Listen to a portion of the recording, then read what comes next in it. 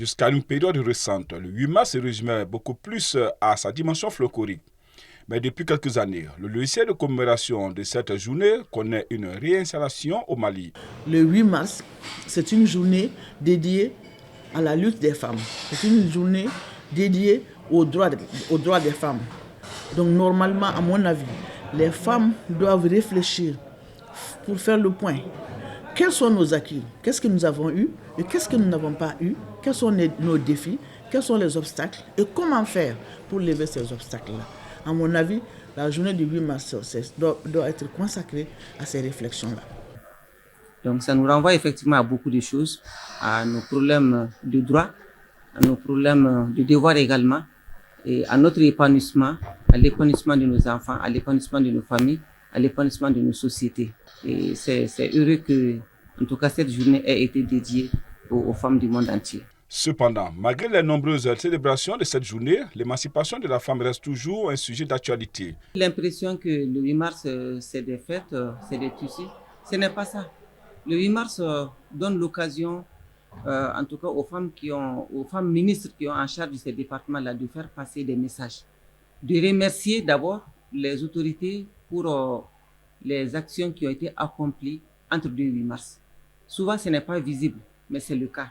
Parce que chaque 8 mars vient avec un thème spécifique.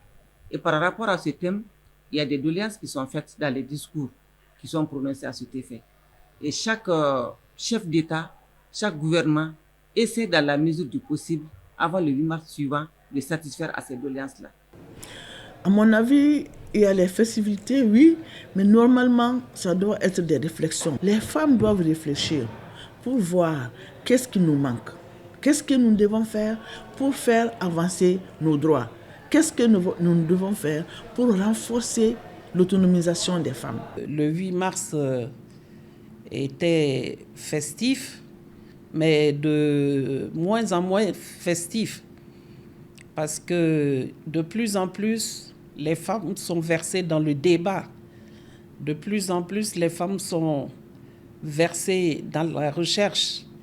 Les femmes sont versées à apporter leur contribution dans tous les domaines, à tous les niveaux. Pour l'ancien ministre de la Promotion de la Femme, sous le régime du feu président Amadou Toumani Touré, plusieurs doléances ont été honorées à l'occasion de cette journée. Oui, en tant qu'ancien ministre, par exemple, d'année en année, le président Amadou Toumani Touré a eu à satisfaire beaucoup de nos doléances. L'accès des femmes aux surfaces aménagées, par exemple, les 15% pour les femmes et les jeunes. C'était une doléance qui a été faite lors de la célébration du 8 mars. La nomination des femmes comme généraux dans l'armée malienne ou d'autres grades encore, c'était une doléance aussi lors du 8 mars. La gratuité de la césarienne, les soins gratuits pour les enfants de 0 à 5 ans contre le paludisme, tout ça, c'était des doléances qui avaient été formulées dans les discours des femmes qui avaient en charge les départements de la promotion de la femme, de l'enfant et de la famille. En effet, la journée du 8 mars offre une incroyable opportunité à la nation entière de rendre un vibrant hommage aux femmes pour leur contribution décisive à l'épanouissement des familles. La plus-value, c'est certainement le fait que le 8 mars est là pour nous rappeler que nous devons nous atteler à ce combat-là tous les jours. Ces journées de commémoration, même les festivités qui ont un impact culturel et un impact social sur les masses populaires féminines, nous ramènent à conclure que les femmes sont maintenues et sont rappelées en ce qui concerne la lutte pour leurs droits essentiels, mais aussi qu'elles prennent conscience de leur état de femme en lien avec les contraintes de notre société, bien sûr, mais aussi de leur état de femme en tant qu'acteur majeur ou actrice majeure de la société.